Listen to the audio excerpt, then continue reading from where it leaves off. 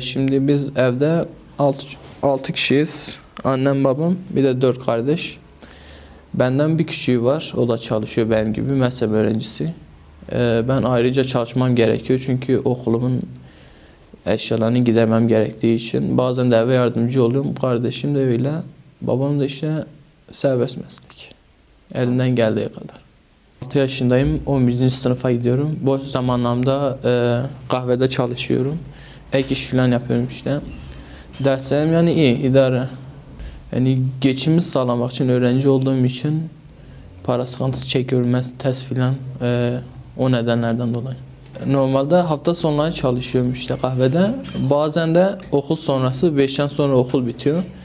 7'den sonra işte yemeğimi filan yedikten sonra işe başlıyorum. 11-12 gibi de evime dönüyorum. Tabii bunlarla zaman zaman geçince alışıyorum yaptıkça. Sabah ilk işim temizlik yapıp çayımı yapıyorum, demliyorum. Sonra müşterilere çay veriyorum. Öyle yani aynı şey. Çay getir götür. Çoğu zaman sigaradan dolayı olabiliyor. Fazla sigara maruz kalıyorsun.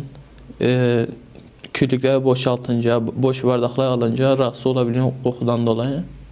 Yani soğuk da var tabii. Soğuk suyla elini yıkıyorsun. Bardakla yıkıyorsun. Öyle sıkıntılar. Ama zamanla alışıyorsun tabii. Tabii paranın yarısı benim günlük şeyime yetiyor işte. Okulda aldığım şeyler, yiyecek olsun. Bazen kalıyor işte, onlarda evin ihtiyaçlarını gidermeye çalışıyoruz. Çünkü saat 8'de okula gidiyorsun. Kahvaltı yapıyorsun tabii ama seni birkaç saat götürebiliyor.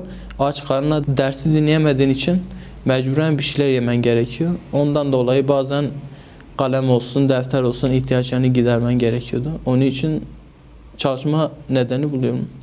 Tabii özel okul ayrı, ihtiyaçlarını bazılarını gideriyor ama belli bir ücret verdiğin için devlet okulu öyle değil. Kendi ihtiyaçlarını kendin gideriyorsun.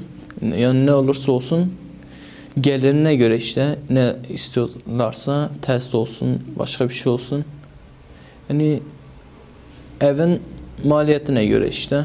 Tabii testlerde para istiyorlar. Bazen deneme oluyor. Bazı şeylerden dolayı okul karşılayamıyor. Bizden istiyorlar. Öyle nedenlerden dolayı. Yani sadece okuluma karşılık olan maliyetlerin ödenmesini isterim. Yani bazı şeyler tabii kendi ödeyemiyorum. Onları talep ederdim. Çünkü devlet bence bizim eğitim maliyetlerimizi, sıkıntılarımız yani o nedenden dolayı bize yardımcı olmaları gerekiyor. Yardımcı olmadıkları için biz kendi ihtiyaçlarımızı kendimiz gidermemiz gerekiyor. Yani devletin bu açıdan bize yardımcı olmalarını isterdim. Sadece devletin biraz daha duyarlı olmasını isterim eğitimde. Öğrencilere ayrıcalık yapması gerekir. Düşük bütçeli ailelere yardımcı olmasını isterim. Bu kadar. Yani yazın aslında yürüyerek gitmeyi severim. Kışın zorlu oluyor işte, servis ücreti falan. Yani sıkıntı yaşıyorum kış aylarında. Tabii önceliğim sınavı girip iyi bir not almak istiyorum. O nota göre iyi çıkan bir liseye, üniversiteye gitmek isterim. Tabii başka bir şehre gitsem mali yönden sıkıntılar yaşarım. Van'da kalmayı tercih ederim. Tabii kimya bölümü okuduğum için kimya bölümleriyle ilgili meslekle edinmek isterim. Kimya mühendisi olsun, kimyager olsun.